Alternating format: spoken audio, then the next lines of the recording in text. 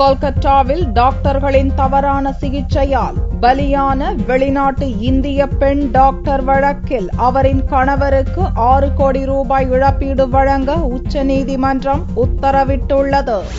அமெரிக்க வாழ் இந்தியர்களான டாக்டர் அனுராதா சகாவும் அவரது கணவர் டாக்டர் குணால் சகாவும் சொந்த ஊரான கொல்கத்தாவுக்கு 1998ஆம் ஆண்டு வந்தனர். அனுராதா சகா அமெரிக்காவில் குழந்தைகள் மனநல மருத்துவராக இருந்தார். அனுராதாவின் தோலில் வேனர்கட்டிகள் உண்டானதை தொடர்ந்து advanced Medicare and research institute மருத்துவமனைக்கு சென்றார். அங்கு அவருக்கு தவறான சிகிச்சை அளித்ததால் உடல்நிலை மோசமாகி இறந்து போனார். இது தொடர்பாக கணவர் குணால் சகா தொடர்ந்த வழக்கை விசாரித்த தேசிய நுகர்வோர் சர்ச்சைகளுக்கான தீர்வாணையம் அனுராதாவுக்கு தவறான சிகிச்சை அளித்த மருத்துவமனை 1.73 கோடி நஷ்ட ஈடு வழங்க உத்தரவிட்டது. கூடுதல் இழப்பீடு கோரி உச்சநீதிமன்றத்தில் குணால் சகா அப்பீல் செய்தார். இந்த வழக்கை விசாரித்த நீதிபதி முகோபாத்யாயா, கோபால கவுடா ஆகியோரை கொண்ட பெஞ்ச் குணால் சகாவுக்கு 5.96 கோடி ரூபாய் இழப்பீடு வழங்கவும், இழப்பீட்டுத் தொகையை 6% வட்டி வீதம் கணக்கிட்டு 8 வாரத்துக்குள் வழங்கவும் உத்தரவிட்டது.